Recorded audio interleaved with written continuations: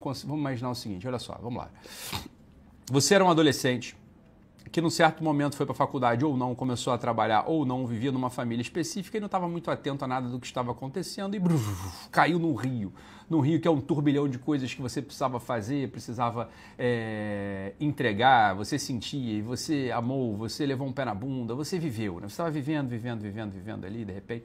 E aí você começou a notar que não é que tua vida também estava prosperando muito, você não estava, né, não tá grande coisa, tá normal, igual todo mundo, né, é normal. Aí de repente você acha ali, né, você tá andando pela rua à noite, pela Joana Angélica à noite, aí você vê um grupinho de gente bacana.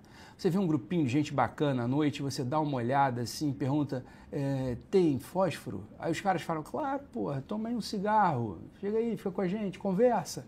E aí você pega o seu cigarro e começa a fumar com aquele grupinho e de repente o grupinho te aceita.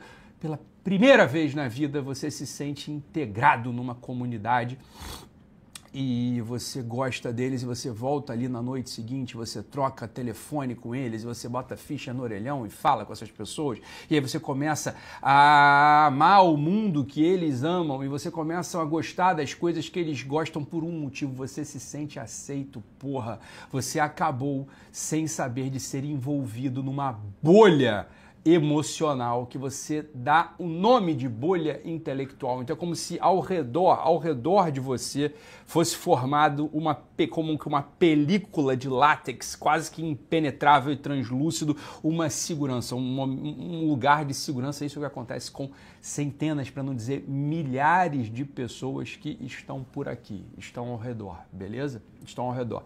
E esse é um dos motivos pelos quais metade das pessoas que estão aqui me odeiam, porque um dos meus trabalhos é pegar o alfinete da inteligência e estourar essa bolha mostrando, olha pessoal, existe um universo muito mais amplo do que essa bolhazinha que você se enfiou voluntariamente, você quis voluntariamente parar na primeira esquina que te foi apresentada, porra. Né? É isso que acontece com a maioria das pessoas. O que então ocorre internamente com a pessoa, psicologicamente, espiritualmente com a pessoa?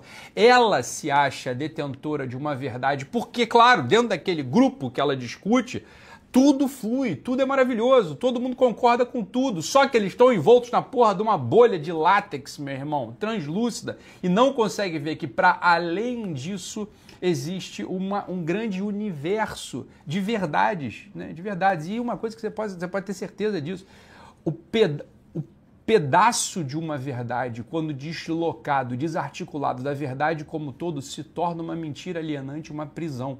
A verdade, ela tem que ter coerência com a totalidade, com a unidade, porra. Se você pega um aspecto da verdade e faz daquilo o seu castelo, faz daquilo a sua bolha de látex que envolve a sua afetividade frágil, fragmentada, machucada por um passado de não pertencimento a nada, você não está exercitando a inteligência, você está se afundando na alienação mais perigosa e profunda, porque você se achará um arauto verdadeiro da verdade.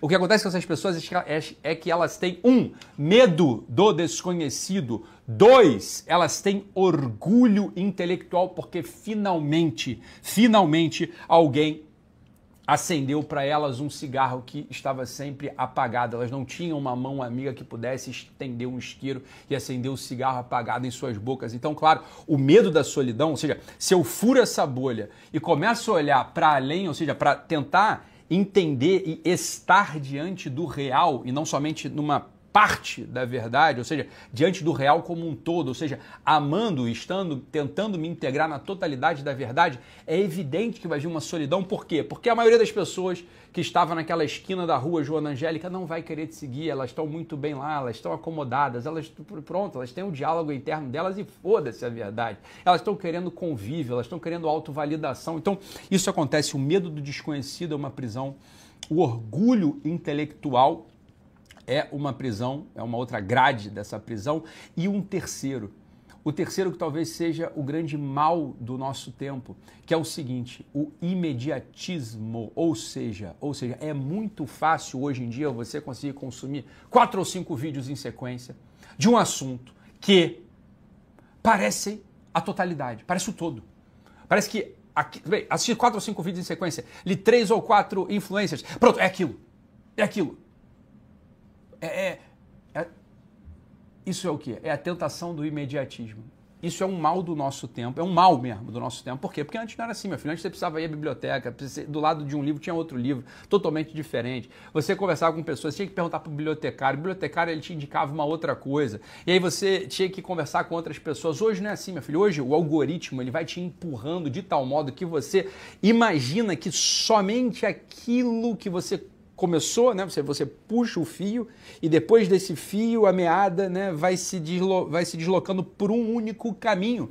Como se a única verdade, por exemplo, fosse para usar blazer desse tipo que eu estou usando aqui, isso fosse o certo. Né? Falei, meu filho, que loucura é essa?